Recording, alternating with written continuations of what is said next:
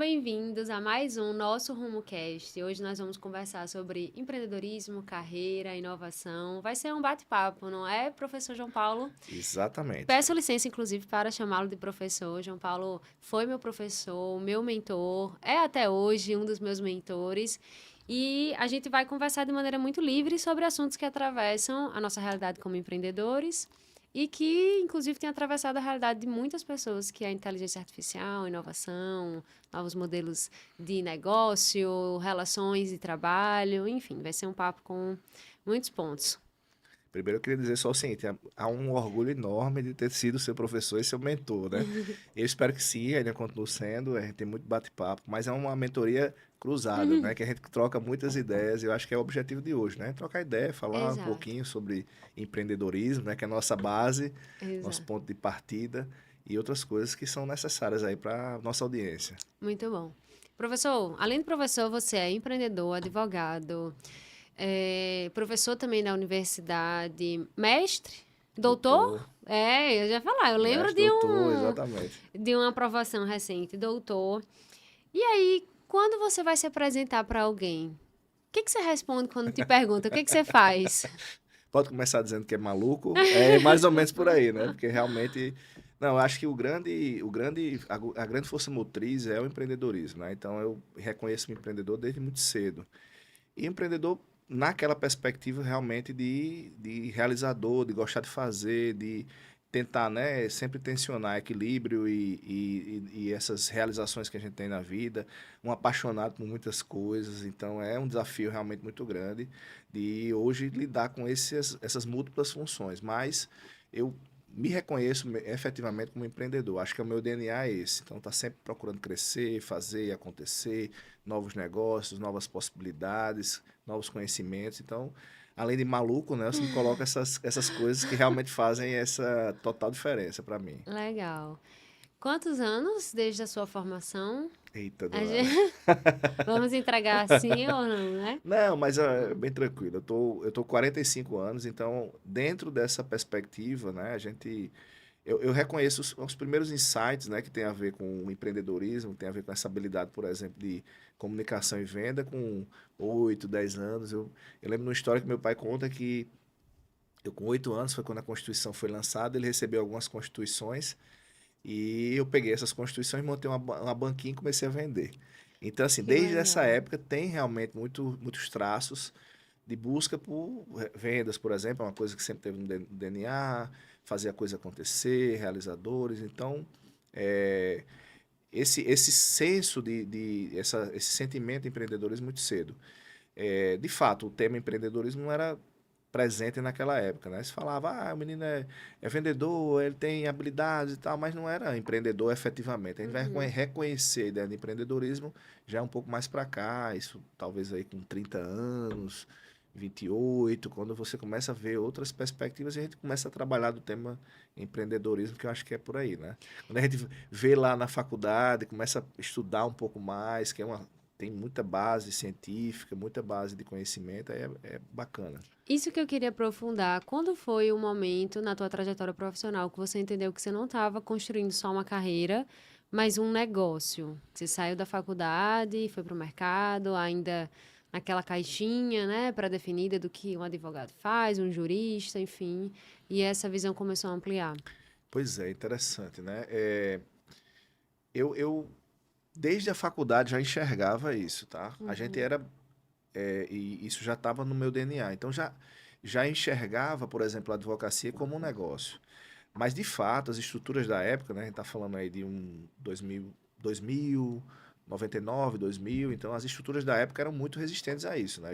Eu entrei no mercado, estava numa transição muito sutil entre a advocacia, vamos dizer assim, artesanal e a advocacia profissional, né? uhum. Então, mas eu já me enxergava já, eu já entendia que era um negócio, eu já fazia conta, eu já dizia, olha, isso aqui precisa ter tantos para receber tanto, eu já tinha uma noção de educação financeira, que precisava ter um investimento para ter um retorno, mas Legal. ainda muito embrionário, sabe? Uhum, A ideia, Elo, era muito, era como se já tivesse no DNA, mas não tivesse terreno para plantar. entendi. Né? Ainda estava muito embrionária a coisa. Mas eu lembro, por exemplo, uma coisa que me marcou muito na faculdade, eu não vou me lembrar aqui o nome da revista, mas era uma revista que tinha acabado de ser lançada em São Paulo, que falava exatamente dessa pegada comercial. E aí, na época, você não vai lembrar disso, né? Mas na época a gente comprava nas bancas e eu tinha quase a coleção toda. Eu ficava Que legal. encantado. Eu olhava assim para aquele universo. Eu lembro, por exemplo, quando eu me formei em 2003, 2004, tinha um advogado que é colega hoje, que eu admiro muito, que é André, e André publicou um site. Aquilo para aquela realidade era assim, você não tem noção. O site era como se fosse, sei lá, No a maior, cloud hoje. maior inteligência artificial de hoje, né? E eu ficava, meu Deus, eu quero ter um site. Aí no site dele ele dizia, olha, organograma, eu achava massa. Então, assim, coisas de negócios, né, de administração, de gestão e de negócios que não estavam presentes na época. Realmente a gente tinha muito, era muito embrionário, pelo menos para a nossa realidade aqui, né, de Natal, isso eu tô falando 2000, 99, enfim, era muito nesse sentido, mas já tinha essa inquietação já. Legal. Eu estou escutando sua história e percebendo papéis diferentes que foram sendo assumidos, ou conhecimentos, ou habilidades que você foi desenvolvendo. E hoje mais cedo eu estava revisando um conteúdo. Existe uma metodologia específica que se chama Ikigai. Acho que você já ouviu falar, né? É um Aham. conceito japonês. E eu acho curioso que essa metodologia ela nos faz refletir naquilo que somos excelentes. Tem certas coisas que somos bons, eh, mas que não necessariamente geram um impacto tão significativo ou diferencial no ambiente que estamos. E tem pontos que somos excelentes, que nos destacamos, que existe quase uma confusão, um confluir, né, Aham. de pilares daquilo que eu sou bom, que o mundo precisa, que eu posso ser pago, que eu sinto paixão por fazer e que naturalmente você faz e se destaca. Qual característica você acha que define isso em você, assim? O que você observa como Bom, diferencial? vamos começar pelo ruim, né? O ruim de verdade, né? Hoje é um exercício, é a questão do foco. Eu Uhum, acho que é um desafio enorme, porque, como a gente estava conversando ali, eu sou um apaixonado e eu me apaixono, apaixono facilmente. Então, quando os projetos aparecem, às vezes eu. E essa capacidade de transformar ideias em possíveis negócios é muito fértil na minha mente, então eu me apaixono muito fácil. E aí, hoje, a maturidade vai dando um certo controle nesse sentido, né? O que está dentro do DNA é exatamente essa capacidade de fazer, de ir atrás, de realização. Então é como se fosse assim, o empreendedor, né, que é o meu DNA, ele é aquele que é o realizador. Então ele é. se satisfaz, às vezes nem. Eu já tive situações que o ciclo fechou, a realização ocorreu, o dinheiro caiu, e para mim o dinheiro era menos importante. Eu Uhum, ficava feliz com o reconhecimento, por exemplo, que é uma uhum, coisa que está dentro do DNA do empreendedor. é O verdade. fechamento do ciclo, que você dizia, olha, o que eu pensei, o que eu projetei, o que eu visualizei, né? Uma das coisas que eu acho que é para mim um grande diferencial, que eu enxergo como muito positivo, é a visão. Então hoje eu consigo enxergar realidades que ainda não existem. É como se eu conseguisse, de alguma forma, né, não se sabe por quê, mas conseguisse criar conexões que às vezes estão sutis. Eu digo, olha, isso aqui eu acho que vai gerar isso porque tem esses fatores aqui que podem ocorrer, né? Então, visão é uma coisa que eu tenho bastante, que eu estimulo bastante. Eu acho que a minha capacidade de motivação é boa. Então, eu Legal. consigo tocar aí o time, eu já tenho uma noção muito forte de liderança. A gente não consegue fazer sozinho. Então, Uhum, é isso verdade. é fato. Não tenho uma boa capacidade de organização, mas isso eu entendi porque vi como advogado, por exemplo, várias situações em que bons empreendedores, bons empresários, com boas visões, com boa capacidade de liderança, quebraram porque eram desorganizados. Uhum, Então, hoje é meio que eu sou um desorganizado em tratamento. Eu uhum, digo, ó, isso aqui eu preciso, isso aqui eu preciso, isso aqui eu preciso. Então eu paro realmente, aí dói. É uhum, aquela história, não, mas tem que fazer porque é necessário, porque a uhum, organização é o pilar de controle, né? Se uhum, você não está organizado, você está descontrolado, né? uhum, Então, claro, conto muito com o meu time, né? Então eu consigo muito do meu time, mas também um exercício meu, né? Aquele exercício, não, eu preciso todo dia fazer essa higiene organizacional, porque é algo que faz para mim muita diferença, até porque, né, a gente, como pai de família, né, hoje tenho 3 filhos e casado, a gente quer deixar um legado positivo é e verdade. não um legado negativo. Eu já vi muitas situações desse tipo, sabe? Então, eu fico sempre me preocupando com esse equilíbrio entre essa capacidade de crescimento e a capacidade de organização. Inclusive, eu tenho me aprofundado bastante num conceito que é trazido até no livro Hábitos Atômicos, sobre a criação de sistemas. Ao invés de hábitos apenas, você conseguir construir fatores que vão te estimular a ser mais fiel naquele hábito ou naquele compromisso.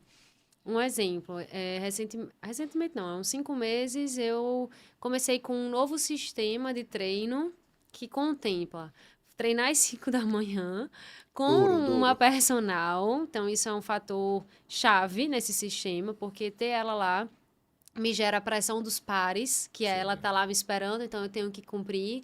E isso, além de ter um senso, né, de investimento. Só que quando eu chego na academia, eu faço meu treino depois de 1 hora, né? Ainda são 6 da manhã, então isso me possibilita ter mais 30 minutos ali de fazer um cardio. Esses 30 minutos me puxa para alguma atividade intelectual, que é ou ler um livro, ou assistir uma videoaula, ou ler um The News, né? Algum noticiário, Aham. enfim. E quando eu chego em casa, eu consigo fazer a minha rotina matinal tranquila, tomar um café tranquilo para começar o dia de trabalho, que normalmente é com muitas agendas, então drena muito a minha energia. É impressionante que se é, alguma coisa desse sistema não acontece, principalmente o fator chave, que é acordar e ir, todo o restante não funciona. Não Então, funciona. eu não vou conseguir ler o livro ou ler aquele noticiário, eu não vou conseguir tomar café com calma e eu já vou começar as reuniões meio atropelada. E quando a gente olha numa lógica de empreendedorismo, às vezes o sistema vão ser reuniões fixas na semana com times específicos que vão trazer os processos ou a gestão organizada, né, de agenda, de dados, enfim, ou relatórios específicos que precisam ser gerados, que garantem que aquilo realmente vai ser visto, não vai passar despercebido. Então, essa lógica de sistemas diminui, ou nos ajuda pelo menos, a exercitar comportamentos que não são naturalmente da nossa característica. E é muito Verdade. comum que o empreendedor normalmente não tenha o perfil muito organizado, né? Ele tem o perfil realizador, a mente aberta, a criatividade. A criatividade, ela precisa um pouco da entropia, né? Uhum. Para existir. Ela precisa imaginar junções, ela precisa quebrar padrões, ela precisa questionar as coisas, e isso vem de um lugar de entropia, de bagunça. Inclusive, é um grande guru do marketing um dia me falou, né, numa palestra, uma coisa que ficou muito na minha cabeça, que ele falou assim: as ideias brilhantes estão mais próximas das ideias absurdas do Verdade, é que verdade. das ideias conhecidas. Então ele falou assim: você quer fazer uma campanha de marketing muito boa? Pense numa coisa mais absurda, sem filtro, assim, vai. Aí depois você começa a colocar um Vai filtro, colocando. exatamente, para ver o que que não vai sair da ética, ou que não vai, enfim, né, machucar outra pessoa, incomodar outra pessoa. Mas é muito curioso, porque quando você leva a sua mente para esse lugar extremo, aí é como se você oxigenasse, né? E para É, você levar para um lugar absurdo, você tem que quebrar muitos padrões. Você muitos. tem que imaginar a senhora idosa de 80 anos em cima de umas prancha de surf que tá surfando no Rio Amazonas, entendeu? Assim, uma junção de coisas que não faz sentido nenhum, mas aquilo ali pode gerar uma ideia nova, enfim. Eu sou também apaixonado por essa perspectiva, porque acho que o elemento inclusive vai ser o mais presente e o mais caro, dado o cenário hoje das inteligências artificiais, é exatamente a criatividade, a genialidade, o lado artístico do ser humano, né? Porque o Uhum. lado lógico ele vai perder, É, ele vai se perder. total. Então, de fato, é muito bonito ver isso, né? Porque realmente são quebras de padrão, né? Que você vai estabelecer coisas que não estavam dentro da sistemática. Então, eu vejo, por exemplo, muito.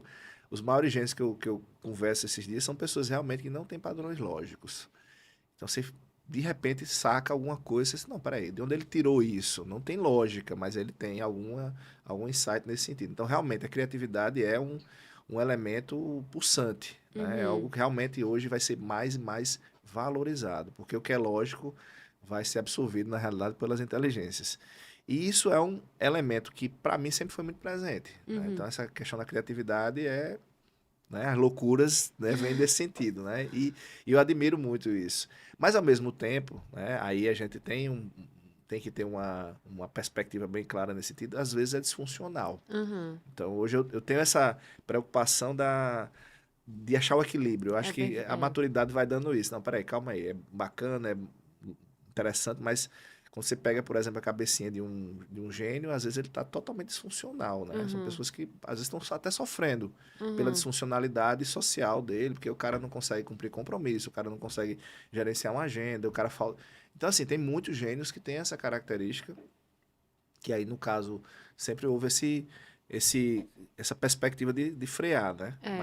Mas eu acho que é por aí, sabe, Elô? Eu acho que tá nesse cenário mesmo de busca por um equilíbrio dessas funcionalidades que estão aí, né? Mas, né, como você bem colocou, né, a gente precisa estabelecer também o nível de importância de cada uma delas, né? É, e às vezes também nos cercar de pessoas que, como você falou, vão complementar, mas concordo 100% que o excesso, né, da criatividade ou a falta de padrão de gestão, eu enxergo muito que o exercício da liderança é visão, é você exercitar o time a pensar novas ideias, a você conseguir fazer conexões, mas é muito gestão também, né? Porque tem a semente e tem o tempo da colheita. Entre a semente e a colheita é É. muita irrigação. Irrigação é a gestão. Isso, é dia a dia, É né? É dia a dia, trabalho, é exatamente. esforço, Continuar a fazer a mesma são coisa. os hábitos positivos que você Exatamente. colocou também, eu acho que por aí, né? Uhum. Eu tava escutando um dia desse, aí alguém falou, ideia eu tô vendendo a 10 centavos o saco. Não vale de nada. Se a gente for pensar bem, a ideia não vale de nada, porque É realmente verdade. o ser humano, especialmente os criativos, né? E eu conheço vários empreendedores, né? Então a gente acaba se cercando de pessoas que têm esse mesmo perfil. Hoje eu já tenho uma outra visão, eu tinha uma visão inicialmente muito encantadora, muito encantada com essa questão da ideia. Poxa, que ideia massa, ideia disruptiva. Hoje eu escuto e para mim não faz diferença nenhuma. Por quê? Porque Uhum. hoje eu tenho consciência de que entre a ideia e a realização existe um percurso que é Longo. exatamente como você colocou, é o percurso da academia às 5 da manhã durante um ano. É. E aí Três anos. ou aí você diz, não, aí peraí, será que você consegue fazer isso? É. Né? Então hoje eu tenho feito essa análise, sabe? Uhum. Porque, e aí entra outros elementos que eu acho que eu fui me inspirando de pessoas e várias, desde o meu pai, né? A perspectiva, por exemplo, hoje que eu coloco dentro do empreendedorismo é assim, você precisa ser resiliente. É. Outra coisa que eu admiro demais é a disciplina. Então, Uhum. disciplinado, resiliente.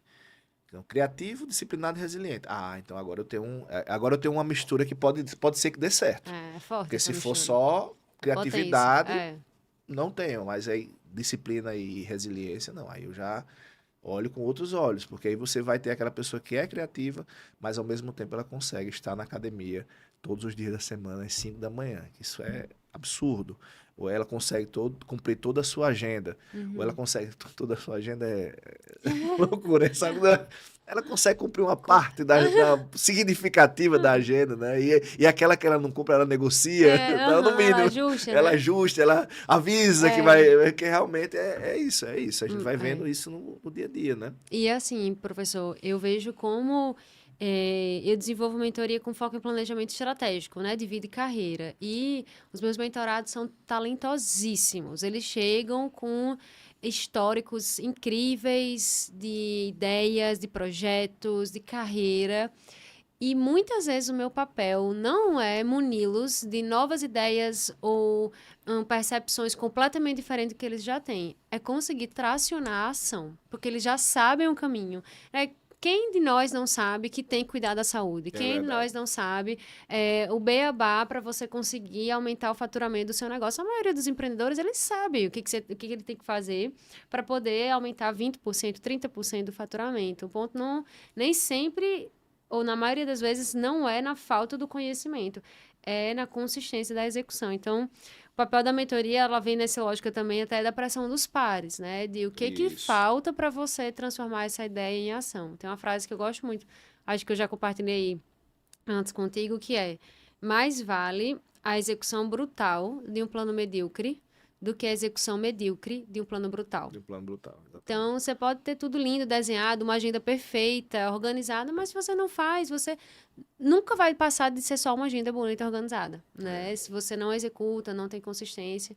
Então, Dando eco a isso, Elo, assim, primeiro, eu sempre fui muito apaixonado, porque Tem um amigo meu que dizia que eu era demiurgo, né? Que era o cara que transita no mundo das ideias e no mundo da realidade, né? Ele disse, ó, você transita muito bem nesses dois Que palavra universos. chique, nunca tinha. É da filosofia, eu acho que não sei se é grega ou enfim, Aham. é da filosofia dizendo exatamente isso, que é esse personagem da filosofia grega, eu vou dizer grega, mas pode ser outra, não vou me lembrar agora, de que tem esse pé, o pé no mundo das ideias e o pé no mundo da realidade. E aí, realmente, as ideias, elas são belíssimas. Então, eu vou desenhar um planejamento estratégico, eu vou desenhar um modelo de negócio, eu vou desenhar tudo que vai acontecer na minha vida.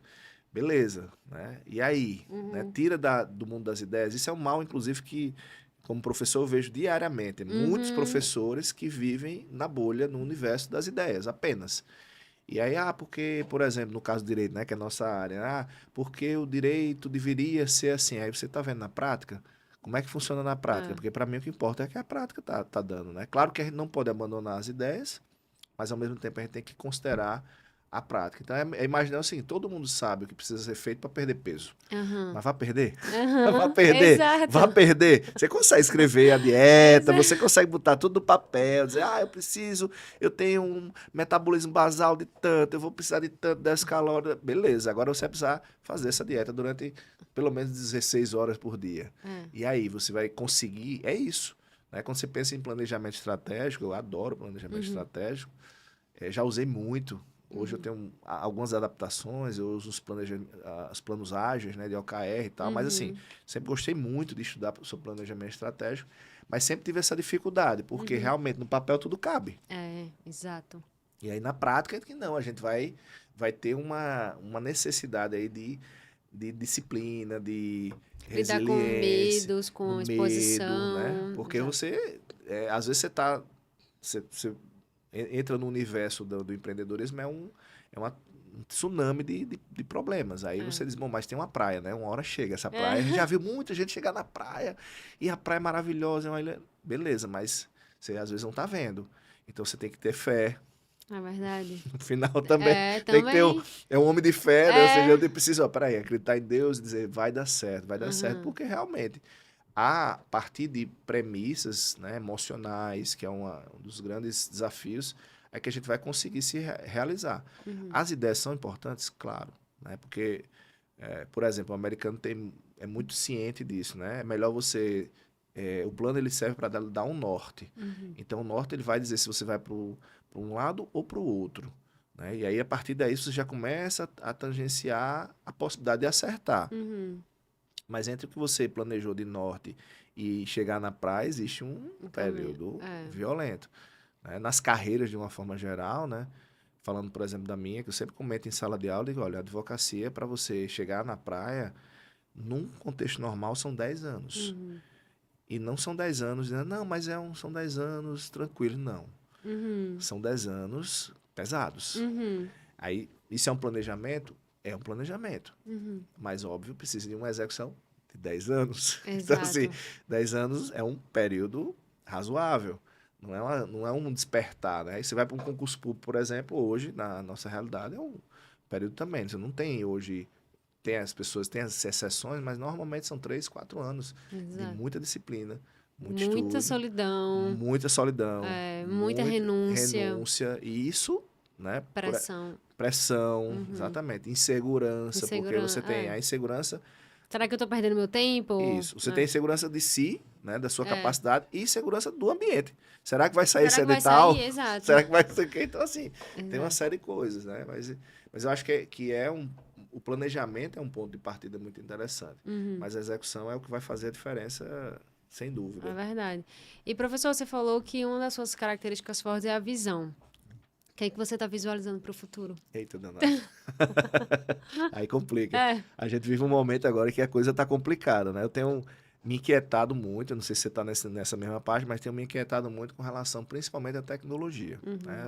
As inteligências, de uma forma geral, elas são hoje uma grande incógnita. Né? Eu estava dando aula esses dias e aí eu coloquei até para os alunos, eu disse, olha, eu não sou muito fã de algumas terminologias porque não estão no meu DNA, né? Mas eu vou vivendo, vou aprendendo e a gente vai apanhando. Então, hoje, eu penso muito em duas coisas que eu acho que são até do próprio direito, né? Que é prevenção e precaução. né? Então, prevenir algo que eu já sei que pode ter risco, eu tenho trabalhado muito essa ideia nos negócios, então assim, eu já errei algumas vezes, então você já sabe que pode errar, então vamos prevenir. E no caso da IA, eu uso muito essa analogia com o direito ambiental, né? A gente não sabe nem o que vai acontecer. Então, eu tenho trabalhado muito essa ideia de precaução, né? O que é que a gente precisa ter hoje como humanidade? Talvez, no caso da IA, precaução, porque realmente não se sabe o que vai acontecer com essas inteligências. Então, a visão está turva, sendo Uhum, bem, muito turva mesmo, porque o nível de escalabilidade é alto demais, está muito acelerado. É uhum, como se a gente estivesse no 3, não é mais nem 1,5, nem 2, são 3 a uhum, velocidade. E esse 3 pode ir para 4, 5, 6 e a gente não está mais acompanhando. uhum. Então, eu tenho uma preocupação hoje nesse cenário do quanto a gente consegue projetar a divisão. Aí vamos ter impactos nos trabalhos, como a gente já conversou, né? Como vai ser o futuro do trabalho, né? Uhum, Algumas profissões vão desaparecer. A gente uhum. está vivendo realmente já um cenário muito As brutal. habilidades, né? Quais Assim, são as habilidades? O que é que me deixa ainda confortável? Vamos dizer assim, dentro da lógica de não desespero, né? Porque tem aham, já alguns pastores do apocalipse dizendo que a aham. coisa vai chegar num Eles nível. sempre existem também, né? Teve Sempre nos anos existe, 2000, eu era exatamente. muito pequenininha, mas soube que eles estiveram Sempre, lá. sempre, sempre. Na Né? pandemia Na também pandemia e tivemos. tal. Então, assim, o que é que eu digo? Primeiro, esse vetor da precaução. Acho que sim, a gente deveria colocar isso na mesa, né? Porque se é muito acelerado, não é que a gente não vai se adaptar. O ser humano é um ser extraordinário nesse sentido. A capacidade de adaptabilidade do ser humano é absurda. Vide o último caso, que foi a pandemia. Verdade. Então, a gente viveu o caos e logo, rapidamente, a gente estava adaptado. Até para o que é ruim, né? Até para o que é ruim, exatamente. Então, existe uma capacidade muito grande de adaptabilidade. Mas, né, os impactos podem ser muito grandes nessa adaptabilidade e isso pode gerar um efeito colateral enorme. Então, talvez a precaução seria o primeiro vetor. O segundo vetor é exatamente essa ideia de, peraí, o que é que as inteligências estão se transformando? Elas essencialmente hoje são commodity. Então é como coisas que são comuns hoje. Existem algumas commodities mais raras, mas outras mais comuns. Então assim, água é uma commodity, por exemplo, o brasileiro não tão complicada, para o europeu um pouco mais. Uhum, É, alimentação. Então assim, a IA passou a ser uma commodity. E o que é que está diferenciando a IA na minha visão? Aí o uso da IA. Como eu estou usando essa commodity? Né? Então, esse primeiro vetor. O segundo vetor é assim: quanto mais lógica IA, e aí é uma lei econômica, né? Quanto mais disponível estiver a commodity, menos valor ela tem. uhum. Então, hoje IA não é mais diferencial de ninguém. Todo mundo usa. Ah, Então, não tem mais esse diferencial. O que é que a gente está trabalhando hoje? Com escassez de humanidade. Então, o ser humano, ou o ser humano, as habilidades humanas de empatia, de conexão, de relacionamento, de toque, uhum, tudo isso está ficando cada vez mais escasso. uhum, A gente vive num mundo acelerado, a IA passou a ser commodity, escassez. E aí é onde eu acho, uhum, não tenho dúvida, não tenho certeza de nada, uhum, que o vetor da humanidade pode ser valorizado. uhum, Então, momentos, por exemplo, que a gente estava deixando de lado, começam a ter mais valor. uhum, Então, por exemplo, no nosso caso, né, eu tenho pensado muito nisso. Qual o nível de relacionamento você tem com o seu cliente? O cliente é o bem mais precioso que um empreendedor pode ter. Né? Então, qual o nível de relacionamento? Será que eu não posso aumentar esse nível de relacionamento? Será que eu não posso dedicar um pouco mais de tempo a ele, já que, por exemplo, vai estar lá o Cloud AI fazendo minha tarefa, os uhum, agentes vão estar fazendo minha tarefa e eu vou estar conversando com o meu cliente, tomando um café com ele, uhum, entendendo um pouco mais da história dele, todo mundo tem sua história, gerando mais conexão, mais humanidade. Então, eu acho que o caminho está indo por aí. uhum, Tá? Pode ser que o efeito seja esse, mas é uhum, óbvio, é uma tese. Não tem, uhum. não tem segurança Não tem nenhuma, evidência. nenhuma, Aham. nenhuma. Tá cada vez mais difícil realmente a gente visualizar, tá cada vez mais rápido e pra gente tá cada vez mais complicado. Uhum, Mas, Elô, deixa eu te falar, um dos últimos conhecimentos que eu me gerou muita referenciabilidade, até na perspectiva de vida, foi você que me deu, que foi qual? aquele livro do essencialismo. Muito bom. Muito bom, né? Então, Uhum. assim, você pode comentar, eu acho que é. você tem mais propriedade. Mas eu falo de um outro que também foi muito importante para mim, que foi o antifrágil. Muito bom também. Então, assim, eu entendo hoje que o nosso papel, não só para si, mas para as pessoas tão próximas, é difundir essa ideia da antifragilidade. Uhum. Porque se você for olhar bem, né, pegando esses últimos 6 anos, né, é o que está mais à mesa. A gente vive um mundo que é um caos Completo. completo, né? Então, assim, você precisa se cercar de vetores de antifragilidade. Como a gente vem conversando, né? Treinar, Uhum. melhorar seu condicionamento físico, treinar a mente, Uhum. né? Inteligência emocional. Inteligência emocional, Flexibilidade cognitiva. tudo, Né? né? Eu tô com 24 anos já de sala de aula, 24 anos de profissão, e hoje eu digo, é mais importante para mim a desconstrução do que a construção. Uhum. É mais difícil fazer a desconstrução do que a construção. Uhum. Porque realmente tudo aquilo que a gente bota na mesa, em 6 meses pode mudar. Uhum. Então, eu tenho trabalhado muito na filosofia da antifragilidade, dentro da lógica de dia após dia, de enfrentamento. Eu brinco até com meus alunos hoje, Elô, você não pegou essa época não, mas eu digo assim, eu não vendo mais sonhos, eu vendo armaduras. Eu falo para vocês o que vocês precisam ter na sua armadura, no cinto do Batman, porque realmente a gente tá vendo próximo do Mad Max. Uhum. Então, assim, a coisa é louca, dia a dia, realmente, a gente tá aqui, né? Enfim, independentemente dessa ideia de apocalipse, né? Que hoje Uhum. existe, mas é do dia a dia mesmo. É Uhum. da quantidade de coisas que a gente tem que gerenciar, administrar na sociedade, na família, com os amigos. Problemas que antes não existiam em massa, hoje existem, né? Então, a gente fala de problemas mentais hoje como normal, medicamentos como coisa normal. É Então, verdade. realmente é isso. Mas eu fiquei muito impactado também com o Essencialismo. Eu acho que é um livro que Muito faz muita bom. diferença. Inclusive, ele até traz lá um conceito de fadiga decisória, né? Que fala que nunca antes na história estivemos tão expostos a um volume tão alto de informações que isso, ao invés de nos ampliar perspectivas, nos gera travas. É, Então, são tantos caminhos possíveis, são tantas decisões que precisamos tomar numa velocidade tão rápida que isso nos gera ansiedade, questionamos nossas carreiras, questionamos nossa essência, questionamos tudo que nos rodeia, inclusive a maneira que a gente vive. Ah, eu gosto da minha casa, até olhar o vídeo daquela blogueira que tem uma casa muito muito melhor. melhor. Eu gosto do meu trabalho, até olhar o trabalho da outra pessoa, que ela fez uma viagem e aí o trabalho é melhor. Então você começa a questionar tudo que você tem, o que você faz, em razão de um volume muito alto de informações que você não consegue entender ou validar o que é certo e o que é errado, o que é melhor, o que é pior para si, enfim. E aí ele traz esse conceito de fadiga decisória. Mas eu tenho uma pergunta, professor. Você falou sobre Deixa eu ponto. falar só uma coisa antes, Elo, Aham. o que veio na minha mente para a gente não perder. É, a gente tem que olhar sob duas perspectivas, né? A perspectiva prospectiva, ou seja, para frente, e retrospectiva. Uhum. Mas quando você acha o eixo de uma e de outra, você vê. Eu sou um otimista realista hoje, então, Uhum. um realista otimista, não sei. Você vê coisas que não estavam na mesa e hoje estão. Né? A gente participou de um evento, você na condição de palestrante e eu na condição de ouvinte, que falava sobre uma coisa que é a espiritualidade, por exemplo, que é um tema hoje que está muito presente. Uhum. Então, quando você constrói isso, por exemplo, que eu estou com 45, como eu falei, obviamente, né? Meu nome é fruto de uma homenagem ao Papa. Então, assim, vim de uma família católica, tenho toda a base, mas por muito tempo mesmo, não estava presente na sociedade discussões como essa. A gente não Uhum. tinha mais o tema Uhum. espiritualidade, por exemplo, como um tema presente. As pessoas trabalhavam, mas não era algo essencial.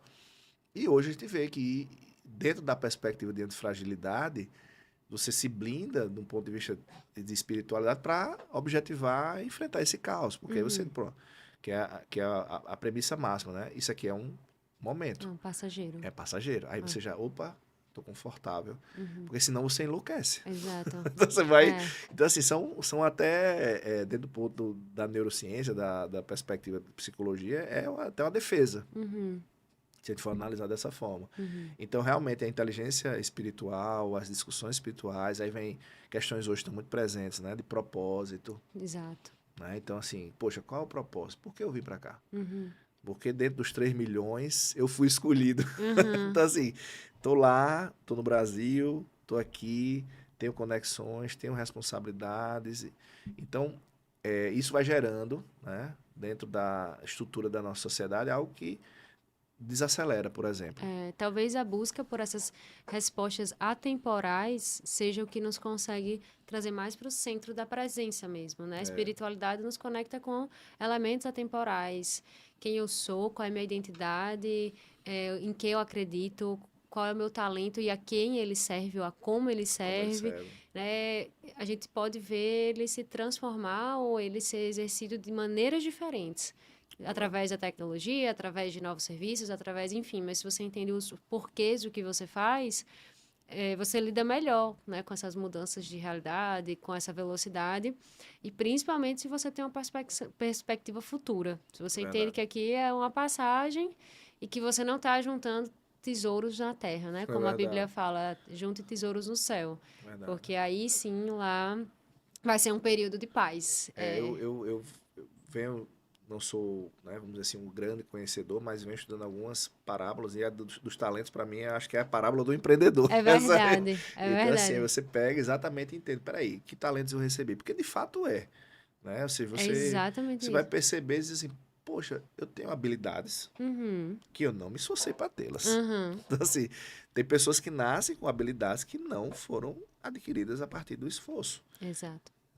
Você pega crianças, por exemplo, que têm habilidades que você...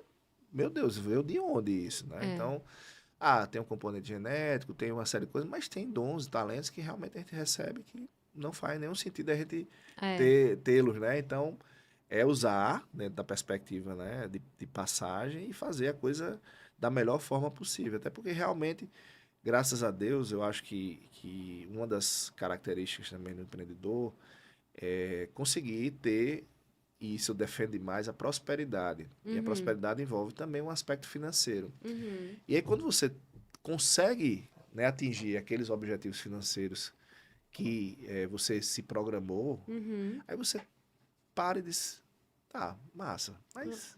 Né? A vida é sobre isso, né? Isso mesmo, só isso mesmo. Então, assim, massa, poxa, bacana, né? Ter um bom carro, ter uma casa de praia, massa, mas... Né? E aí, né? Aí, assim, aí você vê que não para, o ciclo não para, porque, de fato, a prosperidade financeira, principalmente, é um efeito colateral natural daquele que tem propósito de fazer acontecer. Porque se satisfaz com 10, o outro vai se satisfazer com 1000, mas sempre vai ter uma perspectiva de satisfação, diferentemente daquele que só veio para... adquirir isso. E aí talvez a insatisfação, né, seja o vetor de sempre estar presente. Né? Nossa, e eu tô nesse momento, professor, lendo um livro que é A Morte é um Dia que Merece Viver, algo assim. Ser vivido, né? Ser vivido, acho que é assim. E é de uma profundidade e de reflexões, exatamente, a autora traz essa reflexão que as pessoas correm, né, em busca desse reconhecimento financeiro e vivem completamente desconectadas de seu propósito. Então, você ter reconhecimento, você ter sucesso financeiro e você viver com um propósito são coisas completamente diferentes. Então, você até tem os bens, mas você não se sente satisfeito, realizado, pleno. E Salomão já disse isso há muitos anos atrás no livro de Eclesiastes, né? Um livro de muita sabedoria. Deixo aqui a indicação também, quem ainda não leu a Bíblia ou quer um livro para aprofundar, em que ele traz que tudo é vão, né? E Salomão foi o homem mais rico da terra. Então, ele começa a descrever sobre como todas as coisas são vãs, menos quando você encontra o seu propósito em Deus, né? A sua ligação, a sua conexão. Professor, você falou sobre ter uma visão do futuro, mas também ter uma visão retroativa. Caminhando para o final... você também falou que hoje você ensina muito mais sobre as armaduras que precisam ser adquiridas. Eu estou no início da minha trajetória profissional, né, do meu construir empreendedor. Quais são as principais lições que você tirou na tua jornada que você ensinaria para alguém que está começando para falar, não faça essas falhas, não corra esses mesmos problemas, esses mesmos erros, porque isso só vai te atrasar? Eita danada, isso é complicado. Conselhos, né? nesse sentido, Elô, eu sou muito ruim disso. Eu até brinco com meus alunos assim, eu não sou um bom professor porque eu não professo, eu não dou conselhos, nem ensino, eu provoco. Então, acho que é mais um aspecto de provocação, tá? Alguns erros a gente comete naturalmente. Então, por exemplo, né? Um dos erros que é muito praticado, e hoje até foi ontem, acho que antes de ontem que eu escutei, a gente como empreendedor quer fazer, né, empreendimentos, né, negócios, sejam empreendimentos sociais, empreendimentos é, econômicos, sob a perspectiva de projetos e sob a perspectiva de negócios. Eu tenho estudado, refletido, eu acho que o primeiro erro esse é um erro comum, que eu já pratiquei algumas vezes, e hoje eu penso muito na perspectiva de relacionamentos, de Uhum. pessoas. Então, já que a gente está falando que as outras coisas são commodities e a pessoa não é, e aí eu acredito muito no indivíduo, Uhum. né, enquanto ser humano e ser, né, espiritual, você pensar na perspectiva de pessoas. Então, assim, fazer negócios com pessoas que eu realmente confie, admire, entenda, tenha os mesmos valores que os meus. Isso é muito importante. Uhum. Os erros que eu cometi ao longo da minha jornada foram fruto dessa ansiedade e, às vezes, me conectando com pessoas que não têm os mesmos valores. Então, por exemplo, hoje eu tenho valores que envolvem necessariamente minha família. E existem, sim, empreendedores, existem empresários que não têm isso como valor. Então, eu Uhum. preciso ter momentos com minha família. Não vou abrir mão disso. É um valor meu. Uhum. Né? Certo ou errado, é meu. Então, me conectar com pessoas, conectar-se com pessoas que têm o mesmo ciclo de valores, estabelecer isso. Por quê? Porque realmente há uma tempestade, mas quando você se conecta com pessoas, você está apta a dividir a bonança e submeter a tempestade, porque sempre Uhum. vai ter. Você vai ter Verdade. a tempestade e sempre vai ter a bonança. Ou sempre vai ter, não, mas pode ter, né? Então, Uhum. assim, já vi muitos negócios que quebraram na bonança. Porque tem um princípio, não, um ditado, que é conhecer o homem, de dinheiro ou poder. E Verdade. aí, no momento da divisão, opa, peraí, aqui não é e tal. Poxa, o negócio era bom, a gente teve resultado e quando foi dividir, não compartilhavam nos mesmos valores, não tinham se conectado enquanto Verdade. realmente pessoas. E isso gerou realmente um problema, por exemplo, jurídico, né? E problemas Verdade. jurídicos a gente já está especialista. Eu acho que esse é uma boa provocação, não é um conselho. Uhum. Tá? Eu provoco porque não é algo que a gente consiga fazer, né, no dia a dia. A gente tem sim oportunidades de negócio que muitas vezes vêm de pessoas não tão conectadas. Mas é um conselho barra provocação que eu trago à mesa. A segunda armadura que eu falo é assim: estude, estude, pense. Porque estudar é uma coisa importante, mas refletir e pensar também. Então, às vezes você está estudando, você tem padrões de estudo, de métodos, etc., mas você precisa fazer reflexões. Né? A gente é Homo sapiens. E há quem Uhum. diga que é Homo sapiens sapiens. Então, assim, Uhum. poxa, então vamos botar essa máquina para funcionar, né? Vamos Verdade. fazer esse exercício que hoje, inclusive, é um ponto muito questionável, né? Eu vinha pensando, refletindo nesse sentido, a gente precisa, por exemplo, no uso das inteligências, antes de usá-la, fazer um exercíciozinho. Pegar um papel ali, escrever, o que é que eu estou pensando, qual a ideia, fazer um rabisco. Quando a gente fizer o rabisco, aí não, aí eu vou melhorar esse rabisco agora com a inteligência. Né? Criando, por exemplo, até brinquei esses dias, né, assim, a gente tem que ter um cuidado com algumas inteligências, porque elas são inteligências babões. É. Então, assim, tem que setar direitinho a inteligência para ela ser uma inteligência, por exemplo, crítica, Uhum. para dizer, olha, isso aqui talvez não seja o melhor caminho. Uhum. Né? Porque às vezes, não, que Tá tudo maravilha, Elô. ótimo, Olha, seu, né? fantástico, pode ir. Esse precipício é bem baixinho, pule. É, Porque vai ser assim, né? é Ele não tem verdade. compromisso ético com você, não tem É nada, ele vai verdade. dar uma informação, quer lhe agradar e vai nesse sentido. Então, sempre estudar é algo fundamental, né? Uhum. E aí a gente falou já também, eu acho que hoje é busca e propósitos, né? Uhum. Eu sei já qual é o meu propósito, então, assim, isso facilita muito, Uhum. porque é cansativo, é difícil, é isso. Então, assim, três provocações, assim. Tá muito, essa questão do propósito tá até muito banalizada, né? Mas é algo que vai, né? E eu sempre penso no propósito pré e pós, tá? Então, a jornada intermediária que a gente está vivendo aqui nesse mundo tem uma história talvez antes e uma história talvez depois, ou certamente antes e depois, mas isso está conectado, né? Então, por que eu vim para cá, né? Qual a ideia que eu estou aqui?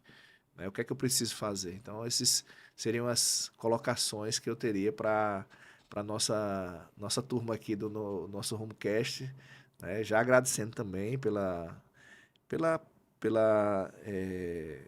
vamos dizer assim, esse momento para mim é muito interessante. A gente já conversou, né? Tá dentro da perspectiva de entrevistado, batendo esse papo, trazendo algumas coisas que estão na minha mente para colocar para essa nossa audiência. Eu acho que é bacana. É verdade. Eu espero que tenha gerado bons insights, boas reflexões. E, inclusive, a gente tem muito gosto de ouvir também a visão de vocês, a perspectiva de vocês. Então, fiquem super à vontade para comentar, para trazer novas provocações também. Realmente, professor, você tem muito essa característica mesmo. Lembrando de todas as aulas, é mais sobre provocar do que apresentar verdades ou até ensinamentos muito fechados. E a provocação, ela tem um poder muito interessante de gerar mudança. E às vezes, mais do que a compreensão sobre um dado, um passado, uma realidade, nós precisamos desenvolver a capacidade crítica sobre o cenário para aí sim tomar nossas decisões e fazer mudanças necessárias, né? Então, eu vou inclusive levar isso comigo. Como mentor, às vezes eu posso estar direcionando demais e provocando de menos. E é importante ter essa junção, porque às vezes existe essa sede, né, do aprendiz, de mas o que você faria? O que eu faço? Me diz o caminho, me dá o caminho das pedras, e tem que ser uma junção mesmo, porque é bem importante. Eu me lembrei agora, Elu, já que a gente está nesse bate-papo, só para colocar, essa é uma característica minha que inclusive se materializa. Minha filha mais velha vai fazer 18, e eu lembro quando ela começou a andar, uma das coisas que eu fiz com ela, que não é politicamente correto, mas tem a ver comigo, eu empurrei. Então, assim, Acredito não, professor. e assim, óbvio que ao empurrar eu tinha uma certa segurança que ela andaria, mas ela estava insegura. Então, às vezes, a provocação ela tem a capacidade de se empurrar. Claro que você não vai. Tem pessoas que você precisa pegar na mão, óbvio. Não tenho, eu gosto da provocação, mas eu sei quem eu provoco e quem eu posso ou não provocar, né? Mas eu tinha certeza que ela andaria, mas ela estava insegura. Então, aquele empurrãozinho, não foi um empurrãozão também, Só empurrãozinho um toquinho fez ali, com né? que ela... Peraí, eu consigo andar. E aí ela foi pro mundo. E aí desenvolveu. Então, assim, às vezes é isso, tá? Essa sensibilidade também, né? De saber quem a gente provoca e quem a gente pega na mão. Verdade. Tem pessoas que a gente tem que pegar na mão, tem pessoas que a gente tem que provocar, que estão inseguras, mas você vê um enorme potencial. Diz, poxa, essa pessoa já tem condições de andar. Então, em vez de ficar pegando na mão, eu vou empurrar mesmo. É verdade. Vou provocar de uma forma que ela, né, até brinco, né, em algumas situações, você tem que provocar de uma forma até que ela fique com raiva de você. Isso aí já é um fator positivo, né? É meio que um Bernardinho daquela, não, olha, eu vou lhe aperrear porque eu acredito em você. É Eu vou verdade. provocar que eu acredito. Mas é isso, Elô. Então, É muito verdade. bacana. Tem uma frase poética que diz assim: passarinho, quando aprende a voar, sabe mais sobre coragem do que sobre voo. Porque sobrevoo. Né? Porque ele só sai do ninho e vai, E vai, né? E exatamente, Agora, e o ninho normalmente não é lugar baixo. Não, é baixo, É exatamente. alto, É então alto.